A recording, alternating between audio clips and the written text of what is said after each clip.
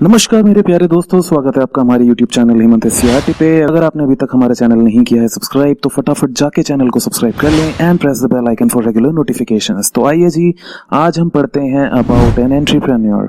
हाँ जी, एंटरप्रेन्योर भी बोलते हैं कुछ लोग। तो कल हमने क्या पढ़ा था, पहले ये एक बार डिस्कस कर लेते हैं। तो लास्ट वीडियो में जी हमने पढ़ा था जमशेदजी टाटा जी के बारे में। उनके बारे में हमने क्या पढ़ा था, उनसे बहुत कुछ चीजें सीखने को मिली थी हमें कि एक आपको इतना बड़ा बिजनेस सेटअप करना है तो बहुत जरूरी है कि आपकी जो डेडिकेशन हो वो बहुत स्ट्रांग हो, आपकी विल स्ट्रांग हो, आपके वैल्यूज बहुत स्ट्रांग हो, आपके प्रिंसिपल्स बहुत स्ट्रांग हो, आपके अंदर एक सोशल रिस्पॉन्सिबिलिटी होनी चाहिए। और कौन कौन सी चीजें होनी चाहिए, आपकी जो हमारा एनवायरमेंट है उसके टूवर्ड्स एक रिस्पॉन्सिबिलिटी होनी चाहिए।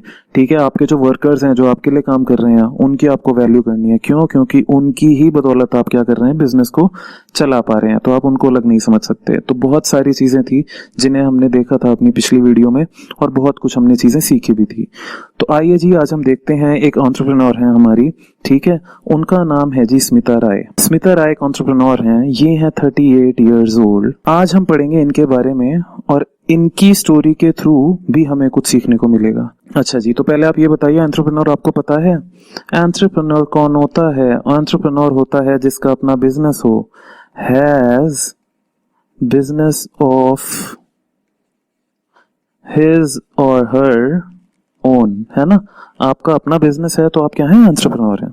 चलिए जी, इतना हमें पता चल गया। तो आगे बढ़ते हैं अपनी स्टोरी पे। आज हम स्टोरी पढ़ रहे हैं स्मिता राय की। हाँ जी, जो स्मिता राय हैं वो कहाँ पे पली बड़ी? She grew up in a rural area. एक विलेज में रहती थी वो, विलेज में ही उनका जन्म हुआ और विलेज में ही वो पली बड़ी। ये विलेज कहाँ पे है जी? ये है आपका सिक्किम में। और विलेज का नाम क्या है? बिल्कुल जी, नाम भी बता देंगे। विलेज का नाम है आपका नामची। विलेज का नाम है आपका नामची। ठीक है, तो नामची विलेज में सिक्किम में स्मिता राय जो है पली बड़ी। ठीक है जी। अब जो स्मिता राय थी, बचपन से इनके बड़े शौक थे।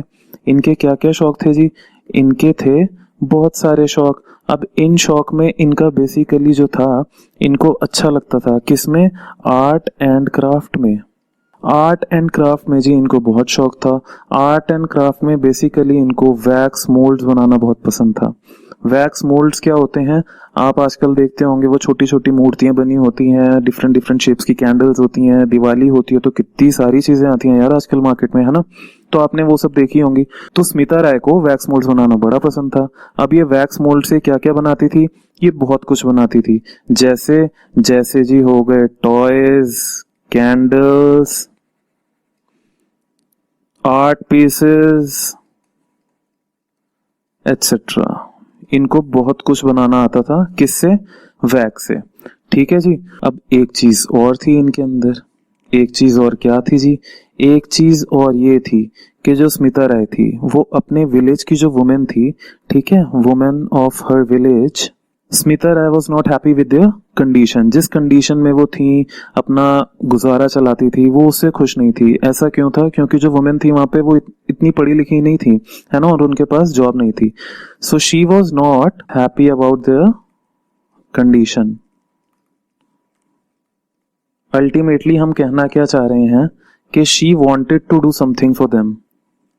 वो कुछ करना चाहती थी उनके लिए। She wanted to do something for them. ठीक है, तो वो अपनी विलेज की औरतों के लिए भी कुछ करना चाहती थी। आप मुझे एक बात बताइए, यहाँ पे जो स्मिता राय हैं, जो हमारी यहाँ पे मेन लीड कैरेक्टर हैं स्टोरी की, उनके पास क्या क्या है? What she has, what she has and what she has not. उनके पास क्या क्या है और क्या क्या नहीं है? बताइए जी फटाफट। चलिए आंसर दीजिए। बिल्कुल जी, सही जवाब। यहाँ पे सबसे पहली बात, उनके पास क्या है? एक आइडिया है। ठीक है, उनके दिमाग में एक आइडिया है कि मेरे को चीजें कैसे करनी है। वो आइडिया किस लिए है? क्योंकि उनके पास एक स्किल है। है ना। उनके पास कौन सी स्किल है, वैक्स मोल्डिंग की, और वो वैक्स मोल्ड की हेल्प से बहुत सारे टॉयज, कैंडल्स और आर्ट पीसेस बना सकती हैं, है ना। तो उनके पास आइडिया है, स्किल है, और क्या है, सोशल अवेयरनेस भी है जी उनके पास। वो आसपास के वातावरण में सिर्फ ये नहीं देख रही हैं कि उन्हें कैसे जीना है, वो ये भी देख रही हैं कि जो उनके विलेज की, जो उनके गांव की औरतें हैं वो कैसे रह रही हैं और उनकी दशा क्या है, ठीक है। तो वो उनके लिए भी कुछ करना चाहती थी। दैट मीन्स वो सोशली बहुत अवेयर थी। ओके जी, अब देखते हैं उनके पास क्या क्या नहीं है। एक चीज तो बिल्कुल नहीं है, क्या, फाइनेंस, है ना। क्यों पैसा पैसा करती है, क्यों पैसे पे तू मरती है। बट क्या है जी, पैसा पैसा करना पड़ेगा क्योंकि पैसे से ही हर चीज होती है। तो यहाँ पे उनके पास पैसा नहीं है, और दूसरी चीज क्या नहीं है उनके पास, सपोर्ट नहीं है। तो जी यहाँ पे हमने दो चीजें देखी, ना उनके पास पैसा है और ना सपोर्ट है। बिल्कुल जी, लेकिन क्या है, हमारी जो यहाँ पे लीड कैरेक्टर है स्मिता राय, वो बिल्कुल भी हार मानने के लिए तैयार नहीं है। उन्होंने क्या करा, इन अगस्त 2012 क्या हुआ, 2012 में वो मिली एक ऑफिसर से। शी मेट एन ऑफिसर, और ये जो ऑफिसर हैं ये कौन है जी, एक ऐसी ऑर्गेनाइजेशन के ऑफिसर हैं जो फाइनेंशियल सपोर्ट प्रोवाइड करती है, ठीक है। किसको फाइनेंशियल सपोर्ट प्रोवाइड करती है, ये करती है फाइनेंशियल सपोर्ट प्रोवाइड, ठीक है। किसको, फॉर स्किल डेवलपमेंट, किस लिए जी, and channelise them into revenue. Revenue में चैनलाइज करना है, कैसे, रेवेन्यू जनरेटिंग एक्टिविटीज क्रिएट करके। तो ये सब सुन के क्या हुआ, जो स्मिता राय है उनकी तो बिल्कुल आंखें खुली की खुली रह गई, है ना। क्योंकि उन्हें क्या दिख गया, एक अपॉर्चुनिटी दिख गई। किस चीज की अपॉर्चुनिटी, जो चीजें उनके पास नहीं है उन चीजों को पूरा करने की अपॉर्चुनिटी। जो चीजें उनके पास नहीं है उन चीजों को पूरा करने की अपॉर्चुनिटी। बिल्कुल सही बात है जी। ओके जी, तो अपनी स्टोरी को बढ़ाते हैं हम आगे। अब क्या हुआ, जब ये सब चीजें पता चली स्मिता राय को, तो उन्होंने क्या करा, शी शोड हर इंटरेस्ट, उन्होंने अपना इंटरेस्ट जाहिर किया उस ऑफिसर को, किस चीज का, to start her own venture, ठीक है। अपना वेंचर स्टार्ट करने का उन्होंने बिल्कुल अपनी इच्छा जाहिर करी। और इच्छा क्या थी उनकी, और एक और इच्छा थी जी, to help the women of her village, ठीक है। तो देखिए कितनी अच्छी बात है। पहले उन्होंने क्या जाहिर की अपनी इच्छा कि भाई मैं अपना खुद का एक वेंचर खोलना चाहती हूँ, और दूसरी इच्छा थी उनकी to help the women of her village. तो यहाँ पे आप एक चीज देख रहे हैं, यहाँ पे उनके पास एक आइडिया है, और दूसरी चीज क्या है, एक सोशल कॉज है उनके पास, ठीक है, जिससे वो जुड़ना चाहती हैं। तो ये जो आइडिया है वो व्यर्थ नहीं जाने देना चाहती। इस आइडिया से वो एक समाज की हेल्प भी करना चाहती हैं। बट आपको एक बिजनेस स्टार्ट करने में क्या है, बहुत सारे चैलेंजेस भी आएंगे, बहुत सारी हर्डल्स भी आएंगी, है ना। तो वो सब तो हिस्सा है ही, और वो सब आएगा भी।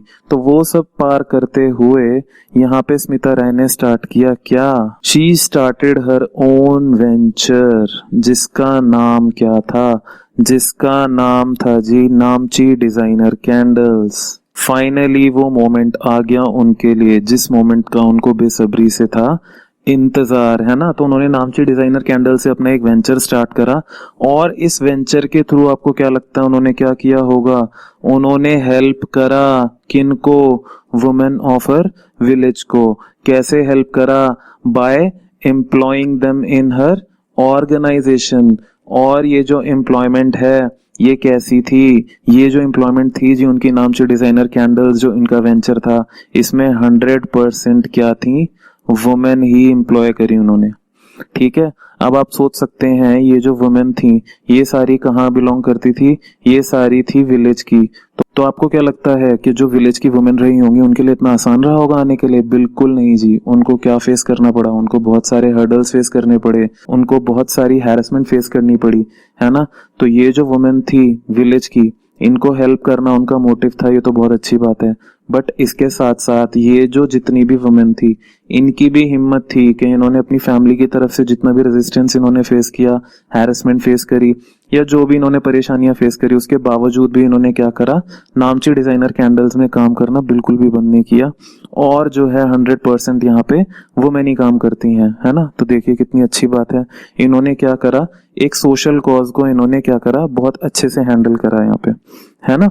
अब क्योंकि इन्होंने जो ऑर्गेनाइजेशन स्टार्ट की, जो वेंचर स्टार्ट किया, it was basically based on wax या कैंडल्स, उसकी क्या थी, मेन प्रोडक्शन थी, है ना। मेन जो आउटपुट उनका था वो क्या था, कैंडल्स था। आपको क्या लगता है सबसे ज्यादा सेल कब होती होगी इनकी? मैक्सिमम सेल रेवेन्यू इनका आता था जी कब? दिवाली में। बिल्कुल जी, तिजोरियां खुल जाती थी इनकी, पूरे गुल्लक भर जाते थे इनके, है ना। तो दिवाली में इनके बल्ले बल्ले हो जाती थी।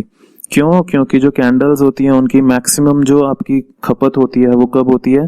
दिवाली में ही होती है ना। तो आपने इतना सब कुछ पढ़ा, हमने इतना सब कुछ देखा, हमने देखा कि उनके दिमाग में आइडिया था, उनके पास एक स्किल थी, लेकिन उनके पास कुछ चीजें नहीं थी। समय ने ऐसा एक समा बांधा कि उनके पास सारी चीजें आ गई और उन्होंने अपने एक वेंचर खोल भी लिया। और उस वेंचर को खोल के उन्होंने क्या करा, समाज में जो औरतें थी, जो उनके विलेज में औरतें थी, उनकी हेल्प भी करी उन्होंने। ठीक है जी। अब ऑर्गेनाइजेशन खुल गया है, तो ऑर्गेनाइजेशन खोल के क्या आप खाली हाथ बैठ जाओगे? बिल्कुल नहीं। ऑर्गेनाइजेशन रन करने के लिए बहुत मेहनत चाहिए होती है ना। और इन्होंने क्या मेहनत करी, देखिए इनको क्या क्या करना पड़ता है। पहली चीज इनको क्या क्या करनी पड़ती है? सबसे पहली चीज, शी हैज टू प्लान। क्या?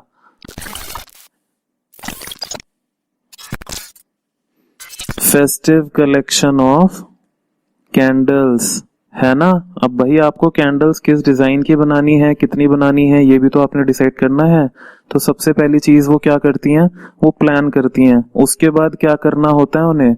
उसके बाद वो ऑर्गेनाइज करती हैं। किसको ऑर्गेनाइज करती हैं? फंड्स को। भाई जितनी प्रोडक्शन होगी उतने और पैसे भी तो चाहिए, उसकी अरेंजमेंट भी तो करनी है ना। तो वो जितना भी जुगाड़ है, ऑर्गेनाइजिंग द फंड्स, वो वाली एक्टिविटी भी वो खुद करती हैं। इतनी बातों से क्या काम बन जाएगा? बिल्कुल नहीं जी। वो और क्या करती हैं, वो रिक्रूट भी करती हैं टाइम टू टाइम। किसको? स्किल्ड वर्कफोर्स को, है ना। और क्या करना पड़ता है जी उन्हें? उन्हें रेगुलर कम्युनिकेशन रखना पड़ता है। किसके साथ? जो सप्लायर्स हैं। Regular communication with suppliers for timely delivery. भाई हमारा सप्लायर है, हमने उससे वैक्स मंगवाया है। अब वैक्स जब वो देगा हमें, तभी तो हम कैंडल बनाएंगे या उसके कुछ कुछ चीजें बनाएंगे, है ना। और तभी हम मार्केट में भेज पाएंगे। तो भाई क्या करना पड़ता है, उनको रेगुलर टच में रहना पड़ता है सप्लायर्स के, है ना। और क्या करना पड़ता है? फीडबैक। किससे लेंगी वो फीडबैक? From customers. ठीक है। ये फीडबैक से क्या होगा, उन्हें पता चलेगा कस्टमर्स हमारे जो प्रोडक्ट्स हैं या जो भी हमारी आर्ट वाली चीजें हैं, इनसे सेटिस्फाइड है भी कि नहीं है ना। तो देखिए जी यहाँ पे कितनी मेहनत की जा रही है, किसके द्वारा? स्मिता राय के द्वारा। सबसे पहले देखो कहाँ से शुरुआत करी थी और कहाँ पे वो शुरुआत करके उन्होंने कहाँ किस मुकाम तक वो पहुंची। नामची डिजाइनर कैंडल्स उन्होंने खोल दिया, बट उसके बाद ज्यादा मेहनत है जी। उसके बाद उनको क्या करनी है, सारी चीजें बिल्कुल अपने अच्छे से चलानी है, ताकि वो जो उनकी जो ऑर्गेनाइजेशन है, जो उनका वेंचर है, वो चलता रहे, उसका काम रुके ना। अब आप देखिए जो स्मिता राय है वो कितने सारी एक्टिविटीज को हैंडल कर रही है ना। ऐसे ही सिर्फ स्मिता राय ही नहीं, ऐसे ही सारी ऑर्गेनाइजेशंस जो होती हैं वो काम करती हैं, वो सारी चीजों को मैनेज करते हुए चलती हैं, है ना। तो यहाँ पे आपको क्या लग रहा है, जितनी भी ऑर्गेनाइजेशंस हैं इन सबको क्या करना पड़ता है? इन सबको करना पड़ता है जी मैनेज। और मैनेज करने के लिए जो जो प्रोसेसेस इनको अडॉप्ट करने होते हैं चीजों को, उन सब प्रोसेसेस को हम इंक्लूड कर लेते हैं एक टर्म में, जिसको हम बोलते हैं मैनेजमेंट। मैनेजमेंट का हमने एक ऐसे ही लिटरल मीनिंग देखा था, managing man tactfully, that means managing the resources tactfully, है ना। तो अगर मैनेजमेंट ना हो तो चीजें जो है वो क्या हो जाएंगी, इधर उधर बिखर जाएंगी। अगर हम घर में भी हैं, अगर हमें कोई सामान लाना है ग्रोसरी का, भाई मम्मी हमें जाके बोल दे कि 50 चीजें ले आ, तो हम कितनी चीजें लेंगे, हम 20 चीजें लेंगे, बाकी की जो 30 चीजें होंगी वो हमारी अपनी होंगी, चॉकलेट्स होंगे, बिस्किट्स होंगे, जो मर्जी होंगे, है ना। गर्लफ्रेंड या बॉयफ्रेंड के लिए गिफ्ट्स होंगे। बिल्कुल जी, आप लोग यही करते हो, है ना। तो मैनेजमेंट में हमें क्या समझना है कि मैनेजमेंट भाई क्या करना है आपको, लिस्ट वाइज बिल्कुल प्लान्ड चीजें होनी चाहिए आपकी, है ना। ये नहीं है आप रैंडमली कुछ भी करे जा रहे हो। मैनेजमेंट का मतलब है कि देखिए यहाँ पे जो स्मिता राय हैं उन्होंने बिल्कुल अपनी चीजें क्या कर रखी हैं, सीक्वेंस में रखी हुई हैं। पहले वो प्लान करती हैं कलेक्शन को, फिर वो ऑर्गेनाइज करती हैं फंड्स को, फिर वो वर्कफोर्स को रिक्रूट करती हैं अगर कोई कमी हो जाए तो, फिर क्या करती हैं वो रेगुलर कम्युनिकेशन रहता है उनका सप्लायर्स के साथ, उसके बाद वो फीडबैक लेती हैं कस्टमर से, उसके बेसिस पे वो अपने फ्यूचर जो प्रोडक्शन होगी उसको क्या करेंगी, उसको प्लान करेंगी, है ना। तो ये थी हमारी स्मिता राय की स्टोरी, जिसके थ्रू हमने क्या सीखा, मैनेजमेंट की क्या रेलेवेंस है। एक हमने क्या सीखा था जी मैनेजमेंट का, हमने कल भी कुछ कुछ सीखा था, कुछ कुछ क्या हमने बहुत कुछ सीखा था जमशेदजी टाटा जी से, है ना। एक जी हमने पिछली वीडियो में, जो हमारी पिछली वीडियो है बिजनेस स्टडीज की, उसमें हमने जमशेदजी टाटा जी से भी मैनेजमेंट के बारे में बहुत कुछ सीखा था, और इस वीडियो में स्मिता राय से भी हम बहुत कुछ सीख के जा रहे हैं, है ना। जा रहे हैं कि नहीं जा रहे, बिल्कुल जी बिल्कुल जा रहे हैं। तो यानी मैनेजमेंट एक बहुत इंपॉर्टेंट एस्पेक्ट है हर एक बिजनेस का। इसका मतलब क्या है, इसका मतलब ये है कि अगर सीरीज ऑफ एक्टिविटीज हैं तो मेरे को क्या चाहिए, मेरे को हर एक लेवल पे एक क्या चाहिए, मैनेजर चाहिए, जो क्या करेगा, चीजों को मैनेज करेगा। अगर मेरे पास बहुत सारी सीरीज ऑफ एक्टिविटीज हैं तो मैं कैसे कैसे मैनेजमेंट बनाता हूँ अपना, मैं एक बनाता हूँ हायर मैनेजमेंट, एक मैं बनाऊंगा मिडिल मैनेजमेंट, और एक होगा मेरा लोअर मैनेजमेंट, है ना। हायर मिडिल लोअर, हायर पे क्या होगी, बेसिकली प्लानिंग होगी। मिडल क्या करेगा भाई, उस प्लानिंग को हमने जमीन पे कैसे उतारना है ये लेआउट बनाएगा वो।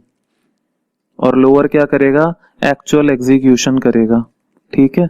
तो यहाँ पे देखिए, अगर हम इन तीनों लेवल के मैनेजर्स की बात करें, अगर इन तीनों में कोऑर्डिनेशन होगा तभी तो पूरा ऑर्गेनाइजेशन अच्छे से काम कर पाएगा। दैट मीन्स हर एक लेवल पे क्या है, मैनेजमेंट का एक अपना ही अलग रोल है, एक अपना ही इंपॉर्टेंट रोल है, ठीक है जी।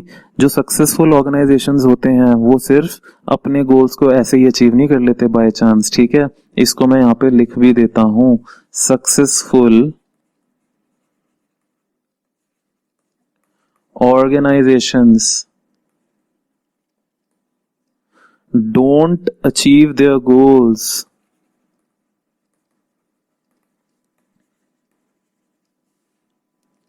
by chance,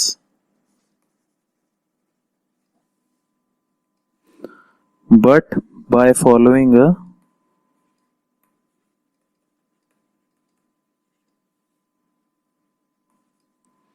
complete process, and that is क्या, मैनेजमेंट।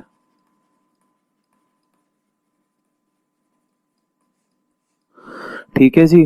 तो हम क्या कह रहे हैं, सक्सेसफुल ऑर्गेनाइजेशंस ऐसे ही ऊपर नहीं उठ जाते हैं, उनको क्या करनी पड़ती हैं, बिल्कुल सीक्वेंस वाइज चीजें करनी पड़ती हैं, बिल्कुल सीक्वेंस वाइज एक प्रोसेस में चीजें करनी पड़ती हैं, तभी वो अपने गोल्स को अचीव कर पाती हैं, ठीक है। और ये सब चीजें करने के लिए क्या जरूरी है, मैनेजमेंट का होना बहुत जरूरी है। विदाउट मैनेजमेंट जी चीजें तो हो ही नहीं सकती, ठीक है जी। तो आज हमने देखा इतनी प्यारी स्टोरी को, जिस स्टोरी से हमें इतना कुछ सीखने को मिला। कल हमने सीखा था जमशेदजी टाटा जी से, आज हमने सीखा स्मिता राय से, ठीक है। तो ये चीजें हम सिर्फ चैप्टर्स या सिलेबस तक ही सीमित ना रखते हुए अपने अंदर भी डालें, अपने अंदर भी हम सीखें इन चीजों को, क्योंकि ये सब चीजें जो हमें सीखने को मिल रही हैं ये बाद में नहीं मिलती। तो अभी से आप अपने अंदर आत्मसार कर लेंगे इन चीजों को, है ना, इम्बाइब कर लेंगे, तो आगे जाके आपको सक्सेसफुल होने के बहुत ज्यादा चांस हो जाते हैं। क्योंकि इतने बड़े बड़े लोगों की अगर स्टोरी हमें सुनने को मिलती है, इतने मेहनत करने वाले लोगों की स्टोरीज हमें सुनने को मिलती है, तो हमें उनसे क्या लेनी चाहिए, प्रेरणा लेनी चाहिए, है ना। तो ठीक है, आई होप आपने ये स्टोरी भी अच्छे से समझी होगी, सुनी होगी। अगर आपको दोबारा सुननी है दोबारा सुनिए। मैंने कल जो आपको बताया जमशेदजी टाटा जी के बारे में वो आपका एनसीईआरटी में है, ये भी एनसीईआरटी में है। हम जो कहानियां पढ़ रहे हैं इनको अच्छे से इसलिए पढ़ रहे हैं क्योंकि इनके थ्रू हमारा जो चैप्टर है वो आराम से निकल जाएगा, बिल्कुल मलाई मक्खन की तरह। ठीक है, तो आप इनको बिल्कुल भी लाइटली ना लें, अच्छे से पढ़ें इनको। बाकी हम नेक्स्ट वीडियो में मिलते हैं। नेक्स्ट वीडियो में हम और बातें करेंगे, बातें करते करते ऐसे ही सीखते चले जाएंगे, है ना, पता ही नहीं चलेगा। तो बिल्कुल जी, हम ऐसे ही सीखते रहेंगे। मिलते हैं नेक्स्ट वीडियो में, तब तक आप अपना ख्याल रखिए, अपने घर वालों का, भाई बहनों का, सबका ख्याल रखिए। चैनल को सब्सक्राइब नहीं किया है तो फटाफट से चैनल को सब्सक्राइब कर लीजिए। वीडियो आपको अच्छी लगी हो तो लाइक जरूर कर लीजिएगा और फ्यूचर में भी वीडियोस को देखते रहिएगा, है ना जी। और अपने सारे दोस्तों के साथ बहुत बहुत शेयर करिए ताकि उन सबको भी इन सब चीजों को देखने का मौका मिले, क्योंकि एनसीईआरटी की जो बुक है वो ज्यादा लोग फॉलो करते नहीं है। ठीक है जी, तो मिलते हैं नेक्स्ट वीडियो में। रखिए अपना ख्याल, टेक केयर, बाय बाय।